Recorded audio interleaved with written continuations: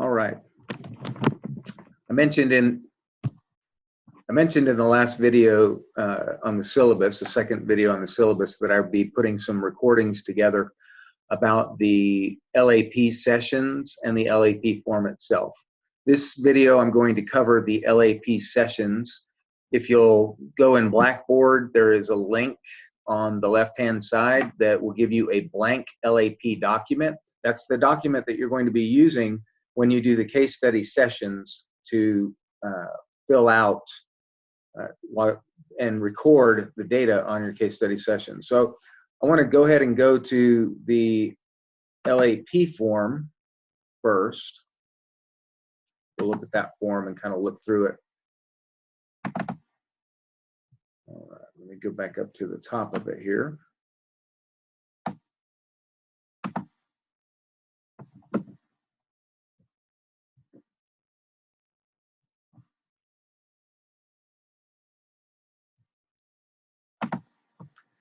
Okay. One of the things we did with the LAP form is we've kind of put a bunch of notes all throughout the LAP form for you to look at while you're doing the while you're filling it out, and they're designed to help you fill it out. For example, this up at the top, it says case study sessions and then how to for ESRI assessments. If you click on that, hit Control click to follow the link, it's going to take you to Dr. Gentry's website where he's got instructions on how to do this. But I just want to go through the LAP step by step. And one of the things I want to talk about before we look at it is the organizational structure of the LAP. The LAP is designed in a thematical format versus chronological. So typically, a lot of the testing forms that you'll fill out, as you give each test in order, you will fill out each assessment piece step by step as you give them. And it's kind of a chronological format when you're doing that. The way we've designed the LAP for the Eckwall-Schenker is we did it thematically. So first you'll talk about the learner and the learner's interests. Then based on those interests, you'll select different readings for them. You'll select their grade level of readings that you'll use and start performing different tests. And each one of those tests will be broken up into sections. So you'll put we put all the running records together. We put all the fluency type tests together, and they're all in different areas on the LAP. Initially, it's going to seem a little bit confusing on how to fill this out because we're normally used to filling things out chronologically. What you'll find, though, at least I hope, is at the end, when you're putting this all together and doing your final report, you'll see that things are broken into themes, which will make it easier in writing paragraphs about your student and recommendations about your student, because things will be broken down into areas of struggle and areas of strength on the LAP itself. The LAP is broken up into 3 parts. Part 1, we're going to talk about the general information about the student. So there'll be you'll talk about as you're going through the case study, you'll learn more and more things about the student, and that's about their personality, about how they react in certain environments. Maybe if the environment that you're testing in happens to be noisy one day, you could put how they're easily distracted or not. They might be energetic and enthusiastic. Those are kinds of things that you would put in here. You're also going to describe the setting of the school that they're in, the classroom that they're in, and the testing environment that they're in another section. So let's take a look at that real quick. This is the top part is just the demographic information about the student and parents and phone contact numbers and all of that. Please fill that out to the best that you can with the information that you have. And then we're going to go down to part 1. And part 1 is the description of the learner.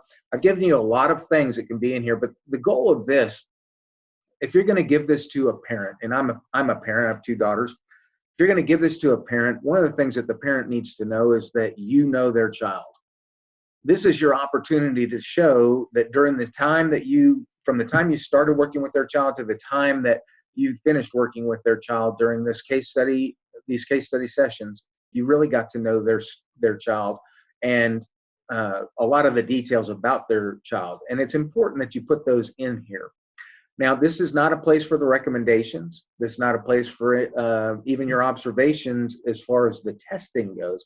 This is where I know this student because I've been spending a lot of time and I've taken the time to get to know your child.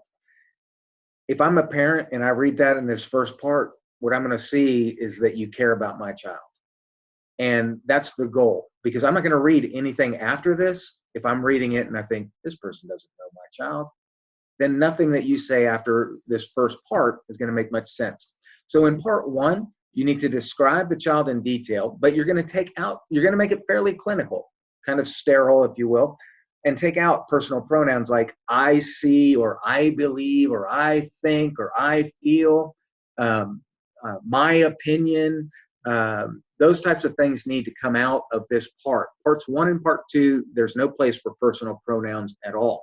So you want to take those out of this part. Again, it's going to be kind of a clinical observation of the student. You want to be honest here, but not offensive. So if there's a negative thing that you see, like a student that struggles with giving attention during assessments, and you've got to constantly bring back on task, you can word it that way, as opposed to the student doesn't want to give me the time of day or something like that. You want to make it to where you know their child, and you know what? Here's reality. If you notice it, the parents are going to notice it too. So you want to be honest, but you don't want to be offensive to where it's going to turn the parents, or maybe even a teacher, classroom teacher who really cares about this child, off to listen to the rest or read the rest of your recommendations. Basically, you're painting a picture. I know this student. Let's look down at the school and classroom part. All right, the school and classroom part. Here, you're going to talk about the school in general. And in general, I mean the demographics. You can get that information off of TEA, or you can ask an administrator in the school. But what I'm looking for is percentages of white, Hispanic, African American, that type of percentages, low socioeconomic, high socioeconomic. What are the percentages there? Is it Title I? Is it non-Title I? What grade levels are taught at this school? What's the special education scenario in the school? Is it inclusion? Is it co-teach? Is it pull out? Are we doing resource? Is there a mixture, a combination? Is the student involved in those types of things? Now, and then we want to get down to things like what's the geographical location, and is it inner city? Is it rural, urban? Those types of things. Those are kinds of things that we're looking for in this part. Then we want to narrow it down even further. What's the classroom look like? What's the environment in the classroom like? Is it chaotic? Now remember, a teacher is going to be reading this, and again, you want to be truthful but not offensive. So if there's something, if you can think it a lot of times, but sometimes you can't say it. You know what I'm talking about there. When you're in a room doing an ARD, or during an ARD meeting, and the parents don't show up for the ARD meeting, and they really need to, there's some things that you might be thinking that you wouldn't say, or at least I hope you wouldn't say. And those are the kinds of things that you don't want to put in here. You can think them, but you don't type them either. And it's the same thing with this report. A parent's going to see this, a teacher's going to see this, and if you're talking about a teacher's classroom, then he or she doesn't need to hear how you thought that it could probably use a good dusting, or something like that. That would be offensive. Noise levels, you can talk about that. It's important that that you put in this part of the report the environment in which the student is constantly in, if it is distractive, and also the testing environment. What does that look like? Is it different than the classroom? Did you pull the student out into a separate room when you were testing them? Anyway, this is a part where you're going to really define and kind of set the environmental stage for what it looked like where you were testing this student, what it looks like where this student goes to school. Again, it should be fairly long and very descriptive. We're painting a qualitative picture here of the environment, what the student looks like, and what learning environment this student is in. It's really important when we get down to recommendations and those types of things, especially if we say, well, we think that the student should be in a quiet environment while taking tests. If you haven't said anything about that before you make that recommendation, it kind of falls on deaf ears. But if you say up in the top part up here, it's constantly noisy and the student is often distracted from the noises, those types of things, then later on when you make that recommendation, it gives a little bit more credibility. Anyway, this is an opportunity for you to describe the learner and the learner setting. All right, part 2.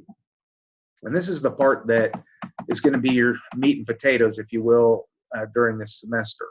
This is every time you go give a test, you're going to put the information from that test in here. Anecdotal notes are also very important, and anecdotal notes can go in any one of the 3 parts. So consider that when you're taking them. And an anecdotal note is basically when you're giving the test, it's describing the test environment. It's any kind of notes that have to do with how the student reacted to the testing. As soon as you showed the passage that they had to read, and it was a really long passage, was the student very discouraged because it seemed as if they were kind of, really discouraged because it was so long, or I have to read that whole thing. I mean, student comments are things that you can put in anecdotal notes. But in this part right here, this is also very clinical, very sterile. What you want to do is you want to talk about what the test was so that everybody who's reading this, who wasn't there giving the test, knows what test it was that you gave and how you gave it, how it was administered. You want to then go over the results of those tests and just, it's basically the facts. And then the last part in part 2, for each test, what does that tell about the child? For example, if you're doing a running record and the student is reading very, very slow but has high comprehension, then you can talk about how they were at the frustrational level, possibly based on the rate that they read, but that they scored high on comprehension, which means they still were being able to understand even though they were reading maybe at 40 words per minute or something like that. That's the kind of stuff that you could put at the end underneath each test session. But you do need to have that data underneath each test session. So the first ones you're going to be doing are basically reading interest inventories and attitude surveys. So the first one, test 12, is in the Eckwell-Schenker, and that is one of the reading interest surveys. You want to administer that. You want to talk about the findings in that. And it asks specific questions of students' likes and dislikes. You're going to go ahead and put those down in here. Again, very matter-of-factly. The next one you're going to do is the Garfield Attitude Survey, Reading and Writing Survey. If you click on this link right here, it'll take you there. It'll actually take you to Dr. Gentry's site, which has those tests available there. What we want you to put here is the raw score for reading, raw score for writing, and the percentile rank. And there's a chart that allows you to figure all that out that we want you to use doing that. It's a fairly self-explanatory chart, but if you have any questions about that, feel free to email me. Anyway, you'll put that information in here, but then also put down underneath, and there's some readings on the Garfield surveys that will tell you what it means when a child scores in a certain place. That's what you put underneath these percentile ranks.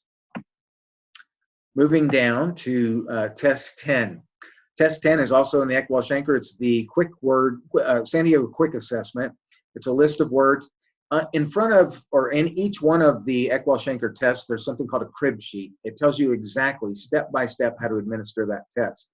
For those of you who have done the STAR testing, you know that you have to read the manual and you're only allowed to use the words in the manual during the time that the students are taking the test. So if a student asks for help during the STAR test, for example, you have to say, oh, I'm sorry, I can't help you at this time, do the best you can, or something, whatever the scripted answer is that you normally would never give to a child who's asking for help. Whatever that scripted answer is, that's what you have to give during the test. It's the same thing during the Eckwell-Schenker reading inventory. You want to give it in the way it says to give it in the book. Otherwise, there's a chance of invalidating the results. Can't give help, but you can do certain things. And so take a look at the crib sheets before each session, and make sure that when you're giving the tests, that you follow the crib sheet to the letter. One of the reasons why I want you to get the flashcards built is because there's a certain way that you're supposed to do the flashcards when you're giving the test that requires them. Take a look at the long before. You may even want to practice on a loved one or something before you go and give the test to the students so that you know what you're doing. All right, let's go on down here to sessions 5 and or 6. And again, these are not in order of the way that we're doing these things. These are not, so we're not doing all of these in the same order. Each session is going to be done at different times. But in the first session, you are going to be doing the reading interest inventory and the Garfield. We'll talk about the sessions in another video.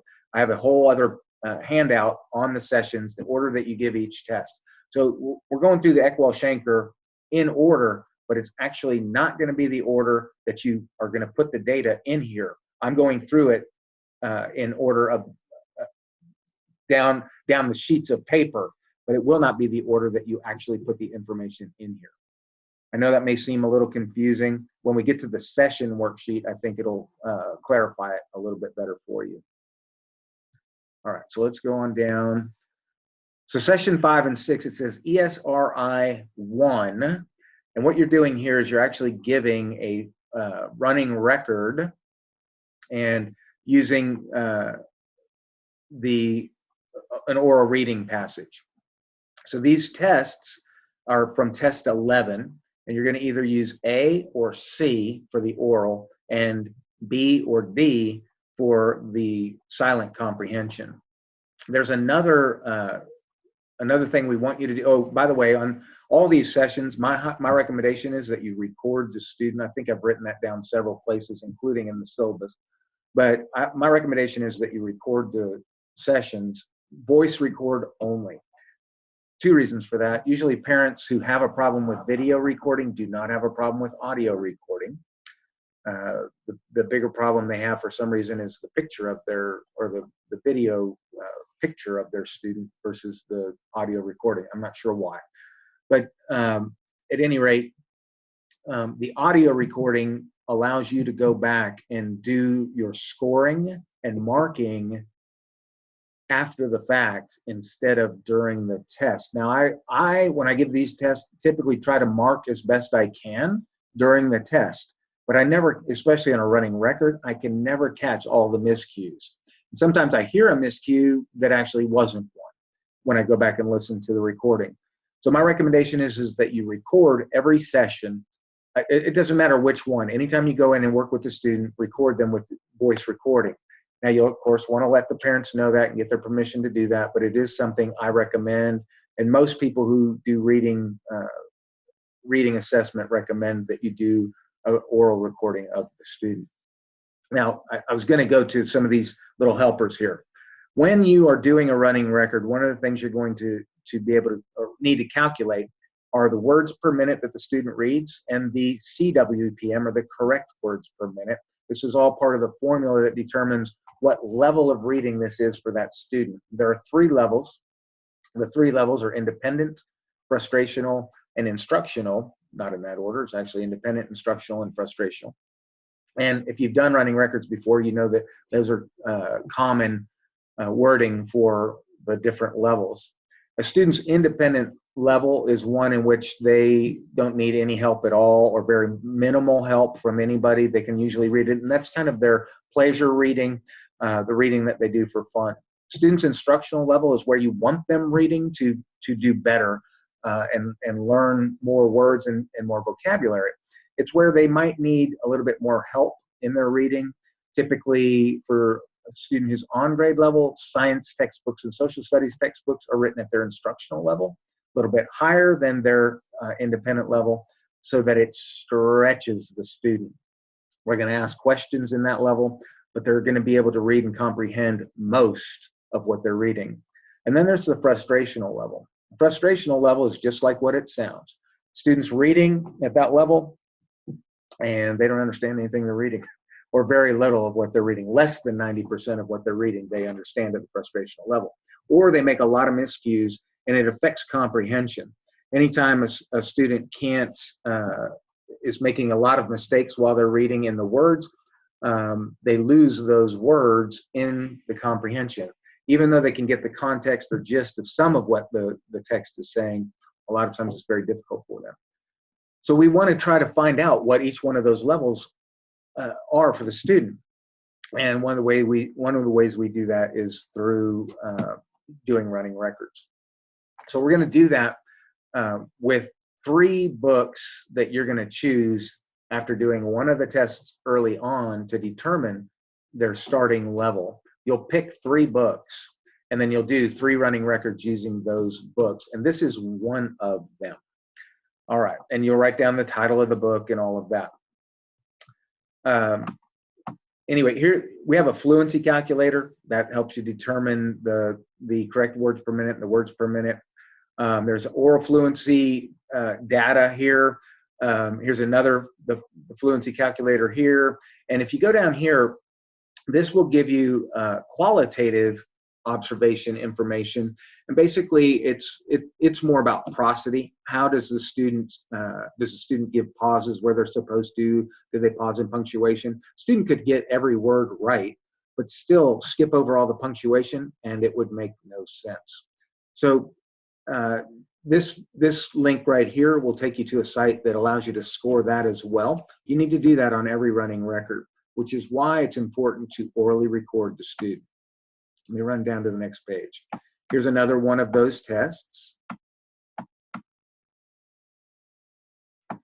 All right. The next one here, this is going to be silent reading passages from the Eckwall-Schenker. And so you want to fill those out. So this, again, this is going to be from the test 11 B and D, B or D sheets on their grade level. And you're going to do 2 of those. And then here's another one for test 11, the listening comprehension. You're going to read to the student one of the tests, and then they're going to answer questions. And how they score on that is here. All these tests are in the Eckwall-Schenker. There's crib sheets for each one of them. It walks you through the whole thing. Now, again, we're not doing them in this order. I'm just showing you all the tests that are on the LAP. The LAP is the form you're going to fill in all the data in, and not necessarily do the tests in the order that's on there. Again, these are based thematically, not sequentially. All right, or chronologically. Okay.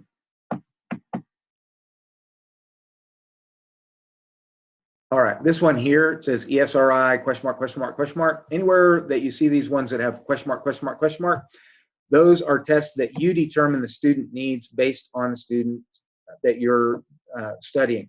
The case study for each student is going to be a little bit different. And once you start seeing weaknesses or areas of struggle that a student has, you're going to want to run different tests. Now, I have no problem answering questions like, I'm seeing this, what test do you think I should run? But one of the things I expect at the graduate level is for you to do a little bit of research on that and see if you can figure it out. Because ultimately, that's what you're going to have to do when you're either a reading specialist or a diag or a special ed expert with your master's degree, is you're going to have to figure out what test to run. And sometimes it's difficult to figure that out. Sometimes you're going to try one and the student's going to be very successful on it, and you think, wow, that's not it. And then you're going to have to try something else and hopefully come to some type of conclusion at some point. At any rate, what I have found in the hundreds of students I've tested with reading difficulties is that I haven't found one yet that I couldn't narrow it down to a group of specific sub-problems, or like sometimes in some cases very, very specific phonemes or blends or graphemes that the student had not been taught. Almost as if during the week they taught QU, for example, that child was absent and never got instruction on that phoneme together, that letter sound combination. That sometimes that's oversimplifying.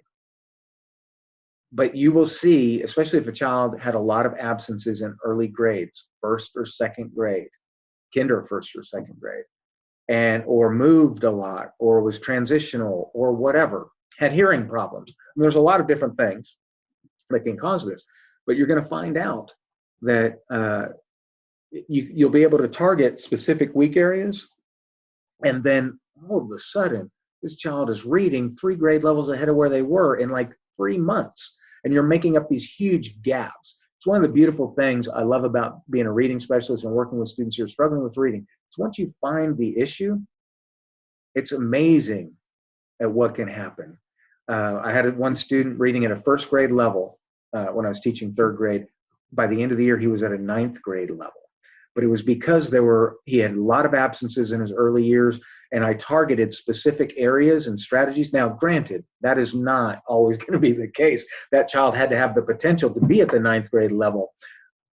But once I targeted the weak areas that student was struggling with in reading, it was amazing. His mom still writes me and thanks me for just how well that child has done. And I've seen this over and over and over again, where a child can make up huge differences and way beyond expectations that some educators have for them. So be encouraged by that, please, while you're doing this case study. All right. And here's some more question marks based on needs, but I want to get down here to the bottom. So these are the ones where you're actually going to pick a book. These are the 3 books that you're going to do, running record 1, 2, and 3. And you're going to pick books based on the student's interests. And that's important. That's why you do the interest survey and the attitude survey and the interest inventory. You want to do that right off the bat so that you can pick some books when you're doing running records that the child's interested in. Typically, you will see students do poorer on passages or readings that they're not interested in, just like you don't pay attention to what you read when you're not interested in it. Hopefully not the textbook for this course. All right, moving down. So again, you're running the same test as you did, you're doing the same, giving the same results as you did when we did the Ekwall-Schenker running records up at the top of the page. As we go down further, these are more tests. Do you have other tests that you want to run? You will be running other tests. I want you to run a couple tests that are not in the Ekwall-Schenker just to try them out. For one, there's an opportunity to do that, but also I want you doing ones that make sense for your student. All right, the last one here, part 3, is the analysis and assessment and analysis of assessment recommendations. All right, so this first part right here, in this place, you're going to type in general ideas about the testing from your anecdotal notes. Basically, anything that didn't go in the learner description up at the top in part 1 didn't come down here under these other categories. That's what you're going to put in here. But basically, you're going to talk about how you enjoyed working with the student. This is where you can actually use the personal pronouns here because you're making your recommendations for this child. Now, you want to use them sparingly. It's not I all the way through, because then it sounds like you're talking about yourself all the time.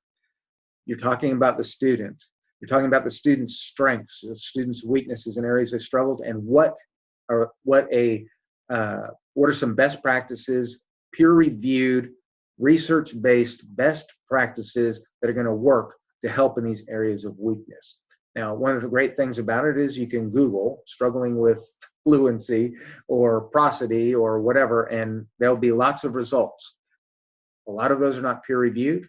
A lot of those are not necessarily considered best practices, and a lot of it is hacks out there on the internet that don't know what the heck they're talking about.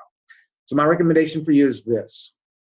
If you know of activities, because you've been teachers before, that work for certain things, recommend them, but find out what the research says about them also, and make sure that what you're recommending is based in some kind of either theological or pedagogical foundation. Because if you don't, then it really might not work. What I will tell you is this: curricular foundations are not, that's not what you can base a solution for a child on.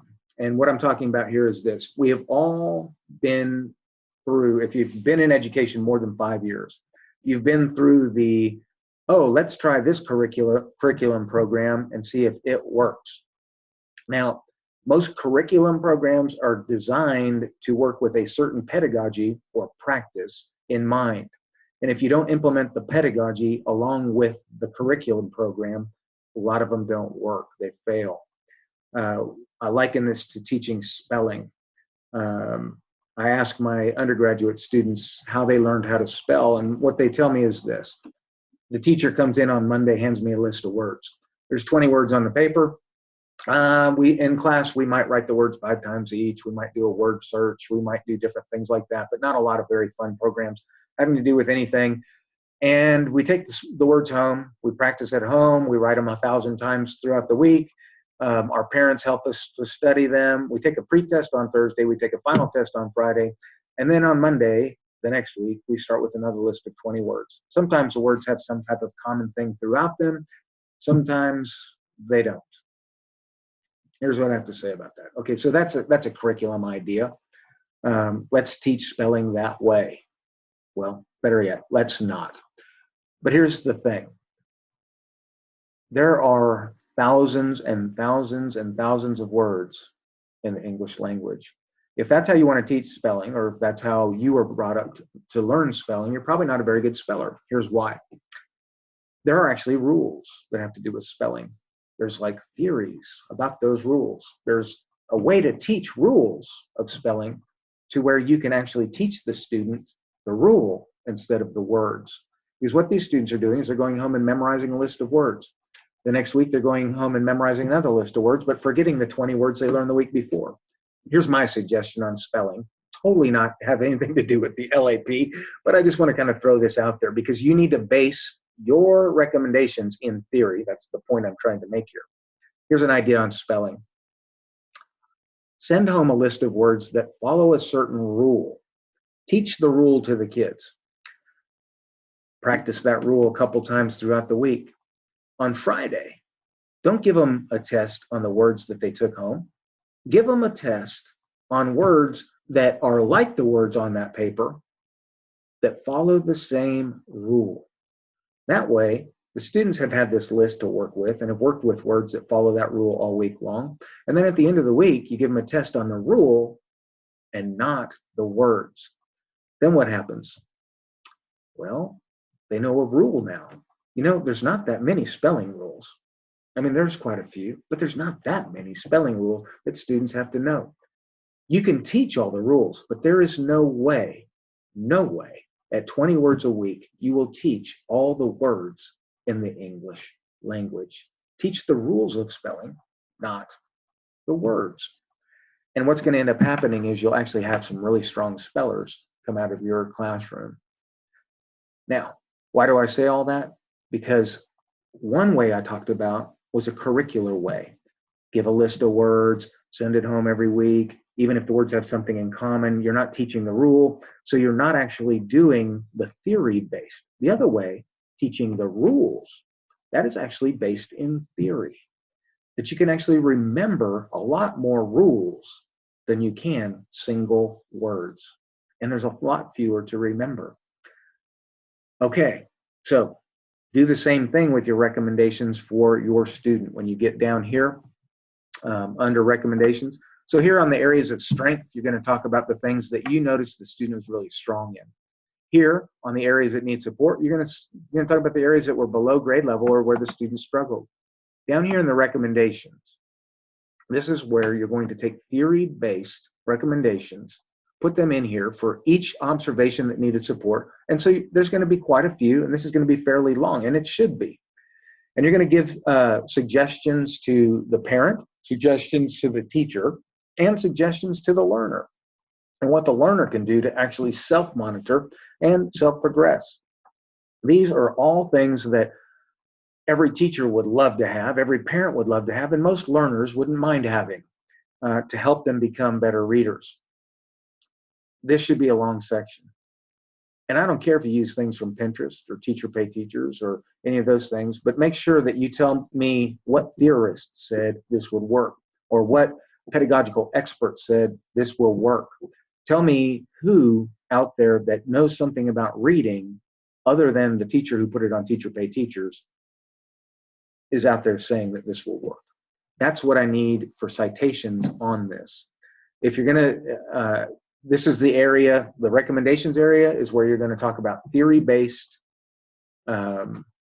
pedagogical-based practices, strategies, even curriculum for that matter, that will work with this student to help them be a better reader.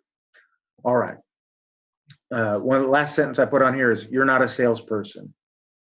You're an expert in reading assessment that has the answers that will help this child. That's the goal. And that's how they're going to look at you when you present this report. So make sure that it's based in fact and not just your opinion when we're talking about the recommendations. That's the LAP. If you have any questions about it, you know where to find me. I'm on sloan@tarleton.edu or on the Blackboard email, which is the one I prefer. I'll talk to you soon.